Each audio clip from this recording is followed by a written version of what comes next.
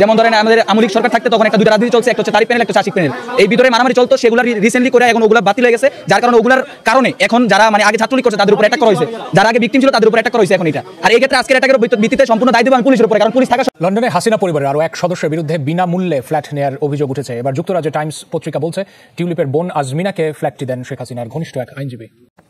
অবাধ, সুষ্ঠু ও গ্রহণযোগ্য নির্বাচনের প্রতিশ্রুতি দিলেন প্রধান নির্বাচন কমিশনার নাসির উদ্দিন। তিনি জানিয়েছেন কাজ করতে গিয়ে ইচ্ছাকৃত ভুল করবে না কমিশন। হুঁশিয়ারি দেন ভোটার হালনাগাদে অনিয়ম, অবহেলা এবং অস্বচ্ছতা বরদাস্ত করা হবে না। অন্তর্বর্তী সরকার দীর্ঘদিন ক্ষমতায় থাকতে চায় না, বরং ভালো কাজের ফুটপ্রিন্ট রেখে যেতে চায়, একথা জানিয়েছেন অর্থ উপদেষ্টা সালেউদ্দিন আহমদ। আর সৌদি রাষ্ট্রদূতের অভিযোগ, আওয়ামী লীগ আমলে সৌদি প্রতিষ্ঠানগুলোর বিনিয়োগ বাধাগ্রস্ত হয়েছে। ফ্যাসিবাদ বিরোধী যে ঐক্য, জাতীয় ঐক্য এবং গণ ঐক্য গড়ে উঠেছে, সেটার রাজনৈতিক সংস্কৃতি হিসাবে চর্চা করাটাই আমাদের জন্য এখন প্রধানতম চ্যালেঞ্জ হওয়া উচিত। এবং আমি মনে করি এর অন্যথা হলে ফ্যাসিবাদ আবার মাথাছাড়া দিয়ে উঠতে পারে। আর যে কোনো কৌশল অবলম্বন করে বা যে কোনো বাহানায় গণতান্ত্রিক সিস্টেমে যাওয়া। আরেকজন হচ্ছে আমাদের ইলিয়াস হোসেন, তারা অত্যন্ত পপুলার দুজন সাংবাদিক। তার মধ্যে কনক সারোয়ার, যিনি ওনার এখানে বিডিআর হত্যাকাণ্ড নিয়ে প্রাক্তন সেনা কর্মকর্তারা অনেকেই অনেক ধরনের ইনফরমেশন দিয়েছে। সেই ইনফরমেশন থেকেও কিন্তু আমরা এই মামলাটা করার ক্ষেত্রে ইনফ্লুয়েন্স হয়েছি, যে তাদের কাছ থেকে যেই নতুন নতুন ঘটনা পেয়েছি সেক্ষেত্রে সেখানে একজন সেনা কর্মকর্তা এই কমিশন হওয়ার পরে উনি একটি উদ্ধৃতি করেছেন। আসসালামু আলাইকুম দর্শক, নতুন একটি ভিডিওতে আপনাকে স্বাগতম। বাংলাদেশের যে বর্তমান রাজনৈতিক পরিস্থিতি এবং প্রেক্ষাপট সৃষ্টি হয়েছে তারই আলোকে বেশ কয়েকটা গুরুত্বপূর্ণ ভিডিও নিয়ে হাজির হয়েছে, যার কিছুটা অংশ বিশেষ ভিডিওর শুরুতেই দেখছেন। দর্শক, ভিডিওর শুরুটা দেখেই কিন্তু বুঝতে পেরেছেন আজকের নিউজটা কতটা গুরুত্বপূর্ণ হতে চলেছে। তাই বলবো, যারা ভিডিওটি দেখছেন না টেনে সম্পূর্ণ ভিডিওটি মনোযোগ সহকারে দেখতে থাকুন, তাহলে আজকের বিষয়টা বুঝতে পারবেন। দর্শক, এই বিষয়ে আর কিছুই বলবো না, চলুন দেখে আসি আজকের সেই কাঙ্ক্ষিত ভিডিওগুলো। তার আগে বলবো, যারা এখনও চ্যানেলটি সাবস্ক্রাইব করেননি অবশ্যই সাবস্ক্রাইব করে পাশে থাকা বেল বাটনটি অন করে দিবেন। আর যারা ইতিমধ্যে সাবস্ক্রাইব করেছেন তাদেরকে অসংখ্য ধন্যবাদ। তো চলুন দর্শক, ভিডিওতে একটি লাইক দিয়ে ধারাবাহিকভাবে সবগুলো ভিডিও দেখে আসি। শুরুতে অর্থ পাচারের অভিযোগ, এরপর বিনামূল্যে ফ্ল্যাটের হদিস। আওয়ামী লীগ ও শেখ হাসিনার দুর্নীতির সাথে একের পর এক সংশ্লিষ্টতার অভিযোগে বিব্রত হতে পারেন টিউলিপ সিদ্দিক। কারণ ব্রিটেনের সিটি মিনিস্টার হিসেবে তার অন্যতম দায়িত্ব দুর্নীতি মোকাবেলা করা। তাই হয়তো ইমেজ থেকে কাদা ছুঁড়ে ফেলতে চেয়েছিলেন তিনি। মুখপাত্রের মাধ্যমে দেন বিবৃতি, যাতে বলা হয় তার কোনো সম্পত্তির সাথে কোনো সম্পৃক্ততা নেই আওয়ামী লীগের। এরপরই আরেকটি প্রতিবেদন প্রকাশ করে ফিনান্সিয়াল টাইমস, যাতে দাবি করা হয় এই ফ্ল্যাটের আমলনামায় জড়িয়ে আছে শেখ হাসিনা ও আওয়ামী লীগের নাম। প্রতিবেদনে বলা হয় 2001 সালে কিং ক্রস স্ট্রিটের এই ফ্ল্যাটটি কেনেন স্থানীয় ব্যবসায়ী আব্দুল মোতালিব। 2004 সালে সেটি উপহার হিসেবে দেন টিউলিপকে। কিন্তু টিউলিপের আগে 2001 থেকে পরবর্তী 3 বছর ফ্ল্যাটটিতে থাকতেন মঈন গনি নামে এক ব্যক্তি। খোঁজ নিয়ে জানা যায় এই মঈনই হচ্ছেন শেখ হাসিনার ঘনিষ্ঠ আইনজীবী। ব্রিটেনের ইলেকট্রাল রোলের নথি ঘেটে দেখা যায় আব্দুল মোতালিব বর্তমানে থাকেন দক্ষিণ পূর্ব লন্ডনের একটি বাসায়। সেই বাসাতে তার সাথে থাকেন আরও এক আওয়ামী লীগ কর্মী মজিবুল হক, যার বাবা 2004 থেকে 2024 সাল পর্যন্ত নৌকা প্রতীকের সংসদ সদস্য ছিলেন। একই দিনে আরও একটি প্রতিবেদন প্রকাশ করে যুক্তরাজ্য ভিত্তিক টাইমস পত্রিকা, যাতে শুধু কিংস ক্রস নয়, টিউলিপের পরিবারের আরও একটি ফ্ল্যাটের হদিশ পাওয়া গেছে। এখানেও সংশ্লিষ্টতা মেলে আইনজীবী মঈন গনির। প্রতিবেদনে বলা হয় 2009 সালে টিউলিপের বোন আজমিনা সিদ্দিক রূপন্তীর নামে ফ্ল্যাটটি হস্তান্তর করেন মঈন। সে সময় 18 বছর বয়সী আজমিনা অধ্যয়নরত।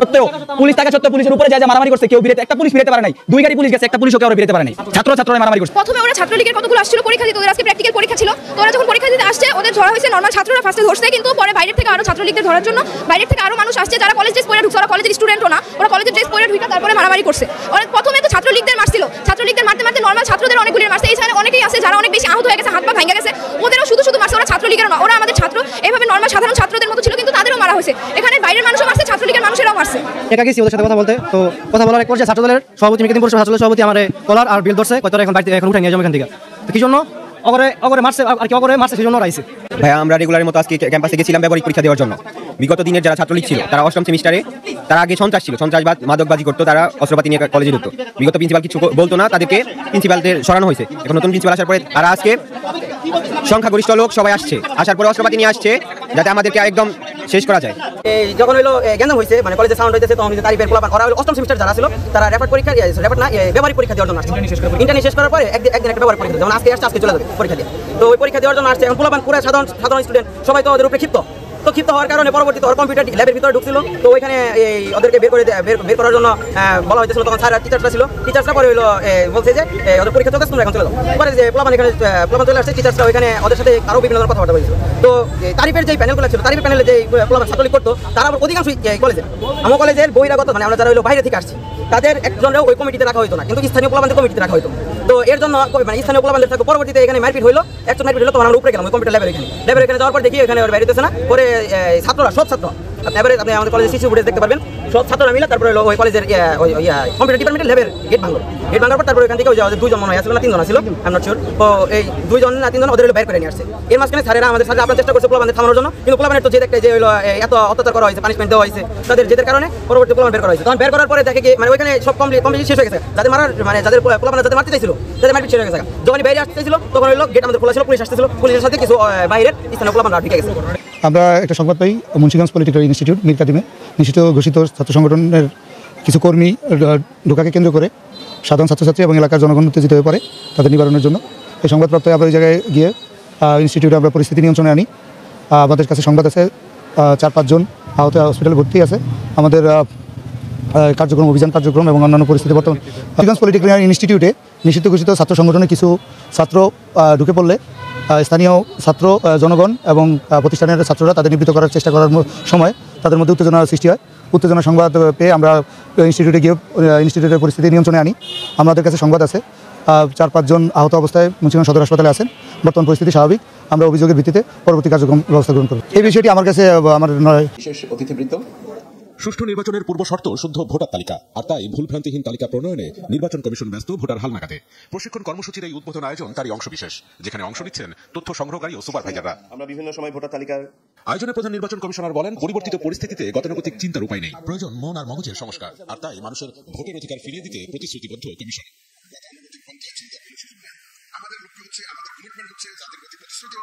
একটা free, fair and credible election জাতিকে উপহার দেওয়া, যেটা একদিন জাতি বঞ্চিত হয়েছে। এ সময় উপস্থিত সব নির্বাচন কমিশনারদের বক্তব্যেই উঠে আসে ভোটার হালনাগাদের কাজে স্বচ্ছতা, নির্ভুলতা ও নিরপেক্ষতার প্রত্যাশা। জানান, অতীতে কলুষিত নির্বাচন হয়েছে, ভাবমূর্তি ফেরাতে যা দরকার করবে কমিশন। যদি কারোর কোনো অসৎ উদ্দেশ্য থেকে থাকে, দয়া করে আল্লাহর ওয়াস্তে এই কাজে সম্পৃক্ত হবেন না। আবারও অনুরোধ করছি এবং সাবধান করছি, এবারের ইলেকশন আমরা নির্বাচন যেভাবে কলুষিত হয়েছে সেইটাকে পুনরুদ্ধার করার জন্য আমাদের যা যা করার লাগে তাই করি। পরিবর্তিত পরিস্থিতিতে কর্তাও নেই, রাজাও নেই, আমরা সবাই রাজা। আর আমাদের রাজা হচ্ছে আমাদের আইন কানুন, বিধিবিধান, সর্বোপরি আমাদের বিবেক। তাই আমি আশাবাদী আবারও যে আমরা একটা সুষ্ঠু নির্বাচন অবশ্যই করতে পারবো। এক্সিস্টিং ভোটার লিস্টের মধ্যে যদি কোনো ভুল থাকে, যদি কোনো ফিকটিশিয়াস পার্সন এখানে এসে থাকে, আমার মনে হয় ভোটার লিস্ট থেকে তাদের নাম পরিবর্তন করা সমীচীন। কারণ এছাড়াও আইন এবং বিবেক সুষ্ঠু নির্বাচনে কমিশনের হাতিয়ার হবে উল্লেখ করে তারা হুঁশিয়ারি দেন, ভোটার হালনাগাদে বরদাস্ত করা হবে না অবহেলা আর অনিয়ম। তাই গ্রহণযোগ্য হবে অনেক। নীল মাহবুব, চ্যানেল 24, ঢাকা।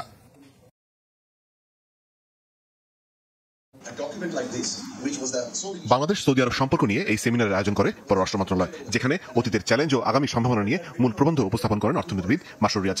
তুলে ধরেন বেশ কিছু পরামর্শ। সেমিনারে সৌদি রাষ্ট্রদূত অভিযোগ করে বলেন, আওয়ামী লীগ আমলে আরামকোর মতো বহুজাতিক প্রতিষ্ঠানকে বাংলাদেশে তেল পরিশোধনাগার নির্মাণে বাধা দেওয়া হয়েছে। Aramco, as my brother said, came between 2016 and 2019 3 times to Bangladesh with high-profile delegations, but nobody received them. When it goes from the Prime Minister's office to the Minister to the Secretary and then to the civil servant, it will stuck there. Because there is some people, they are just looking for their own interest.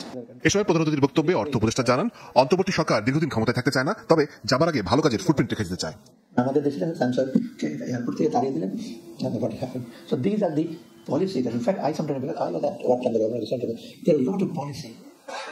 Wrong policies taken. পায়ের চিহ্নটা রেখে যাবো, গ্রামের মেঠোপথ যেমন পা দিয়ে আপনার তৈরি হয়, it becomes a highway. Our will be a small step forward and that will be a highway to the development. আর সৌদি আরবে বাংলাদেশি শ্রমিকরা যেন মর্যাদাপূর্ণ পরিবেশে কাজ করতে পারে তা নিশ্চিতের আহ্বান জানান পররাষ্ট্র উপদেষ্টা।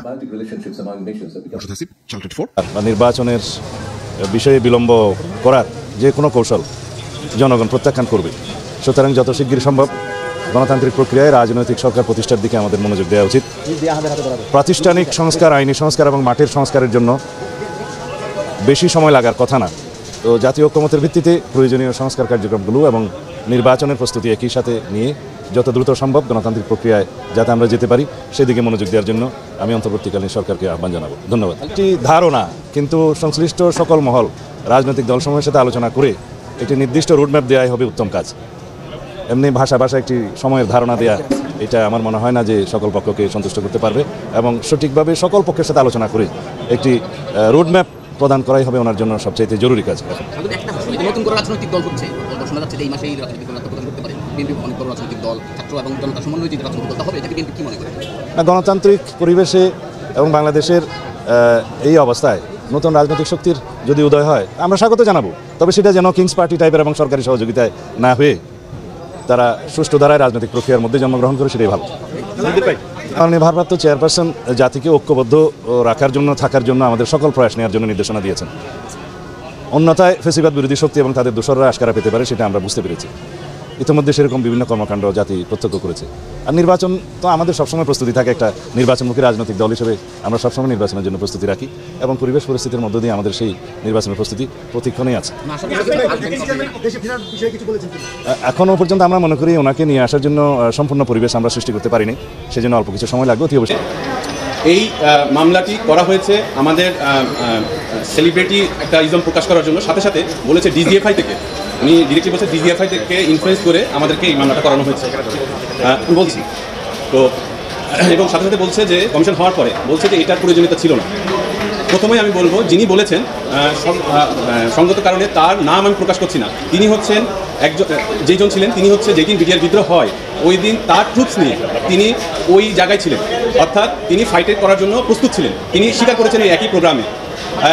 তখন তিনি তার সিনিয়রের জন্য, অর্থাৎ তার যা সুপিরিয়রের কমান্ড অনুযায়ী তিনি ফলো করেছেন। আমরা সেটাকে রেসপেক্ট করি, বাট আমরা সেটাকে লাইক করি না। আমাদেরও এই মামলা করার ক্ষেত্রে আমাদের সিনিয়রদের কাছে যখন পরামর্শ নিয়েছিলাম, বলেছিল আমরা দাঁড়াতে পারবো কিনা, কারণ এখানে সরকারি আমাদের দেশীয় এবং আন্তর্জাতিক যেই প্রেশার ছিল সেটাকে গুণান্বিত করেই আমরা কিন্তু দাঁড়িয়েছি। সাথে সাথে আমি ওনাকে বলবো যে আপনারা যেই কমেন্ট করেছেন, অর্থাৎ যেই ধরনের প্রচারণা করছেন, এটা আমাদের জন্য খুবই দুঃখজনক। দ্বিতীয় হচ্ছে যে আপনারা জানেন ব্রিগেডিয়ার জেনারেল নাসির, উনিও একটি টিভি টকশো উপস্থাপক, যিনি সাংবাদিক, যিনি ইলিয়াস হোসেন, অত্যন্ত পপুলার, এবং তার অনুষ্ঠানও আমরা সবাই প্রায় দেখি। সেখানে গিয়ে উনি উদ্ধৃতি করেছেন যে এই মামলাটা করার প্রয়োজনীয়তা ছিল না, এটা করা হয়েছে এই মামলাটা লিঙ্গারিং করার জন্য, এই কমিশনটা লিঙ্গারিং করার জন্য। উনি নিজে এখানে উপস্থিত ছিলেন প্রথম দিন। উনি একটা দায়িত্ববান সেনা কর্মকর্তা হিসেবে আমি বলবো যে এই ধরনের উদ্ধৃতি করার আগে আপনারা কোর্টের কথা চিন্তা করবেন। আপনি অত্যন্ত সিনিয়র, এই জন্য আপনার বিরুদ্ধে আমরা আইনগত ব্যবস্থা নিচ্ছি না, কিন্তু ভবিষ্যতে যদি এই ধরনের কমেন্ট পাস করেন এই মামলা নিয়ে কোনো ইনফরমেশন ছাড়া, আমরা আইনগত ব্যবস্থা নিতে বাধ্য হব। এখন এই মামলাটার ফ্যাকচুয়াল আসপেক্ট একটু বলি। সেটা হচ্ছে 17 তারিখে সম্ভবত শহীদ সেনা পরিবারের পক্ষ থেকে 2টি দাবি জানানো হয়। একটি হচ্ছে যে একটা তদন্ত কমিশন, এবং একটি স্বাধীন, এবং এই দিবসটিকে একটি স্বাধীন শহীদ সেনা দিবস হিসেবে ঘোষণা করার জন্য। সেটা দেখার পরে এবং কনক সরোয়ার এবং ইলিয়াস হোসেনের যেই ইন্টারভিউতে যারা আসেন তাদের পুরো ব্যাকগ্রাউন্ড দেখার পরে আমরা মনস্থিতি করেছি যে আমরা যদি সরকার কোনো ব্যবস্থা না নেয় আমরা এটার বিরুদ্ধে মামলা করব। আমরা 1 মাস দেখেছি, 1.5 মাস দেখেছি, সরকার কোনো ধরনের কোনো ব্যবস্থা নেয় নাই। সকল কমিশন গঠন হওয়ার পরেও এইটা সবচেয়ে যুক্তিযুক্ত একটা কমিশন হওয়ার দরকার ছিল প্রথমেই, কিন্তু সরকার সেটা করে নাই।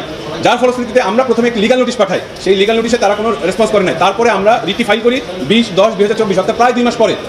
2 মাসের মধ্যে কিন্তু এখানে আর কেউ কোনো দিক থেকে কোনো ধরনের রেসপন্স করছে না। এর মধ্যে আমাদের যিনি স্বরাষ্ট্র উপদেষ্টা, অর্থাৎ যিনি প্রাক্তন সেনা কর্মকর্তা, উনি কিন্তু এই ব্যাপারটা নিয়ে বলেছেন সম্মুখে যে আমরা একটা স্বাধীন তদন্ত কমিশন করব।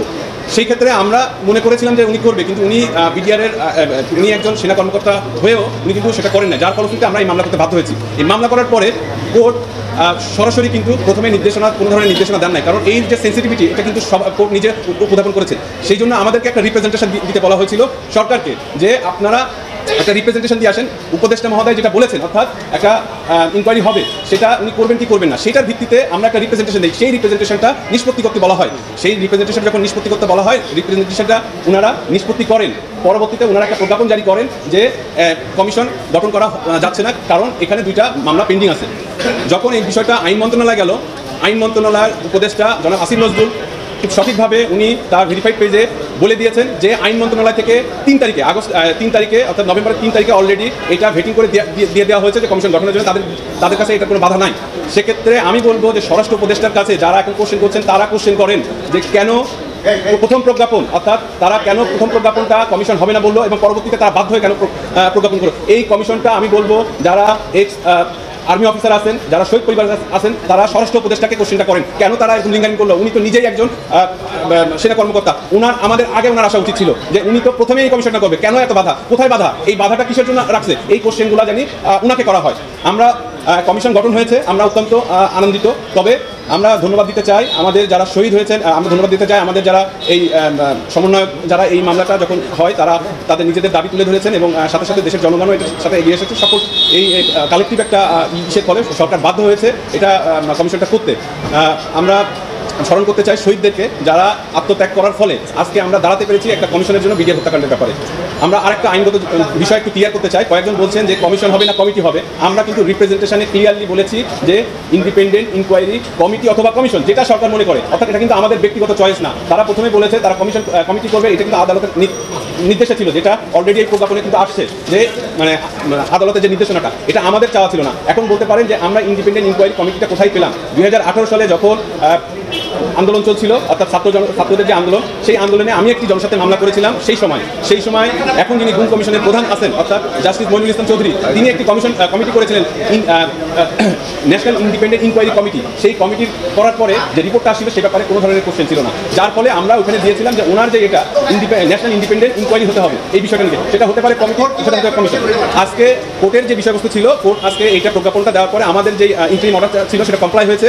আমরা বলেছিলাম যে একটা নির্ধারিত টাইম দেওয়া যায় কিনা, তখন এই প্রজ্ঞাপনে দেখানো হয়েছে 90 দিনের একটা নির্ধারিত সময় বেঁধে দেওয়া আছে। এই 90 দিনের সময়ের মধ্যে যদি কোনো ধরনের আপডেট অথবা কোনো ধরনের আমরা না পাই, সেক্ষেত্রে কোর্ট বলেছে যে আপনারা আপনাদের স্বাধীন মতো নতুন করে অ্যাপ্লিকেশন নিয়ে আসতে পারবেন। In the meantime. দর্শক, আমি আশা করি আপনি সবগুলো ভিডিওই মনোযোগ সহকারে দেখছেন। সেই সাথে দর্শক, এই ভিডিওগুলো সম্পর্কিত যদি কোনো তথ্য এবং মতামত থাকে তাহলে কমেন্টে জানাবেন। এতক্ষণ সাথে থাকার জন্য ধন্যবাদ। আজকের মতোই এ পর্যন্তই। আল্লাহ হাফেজ।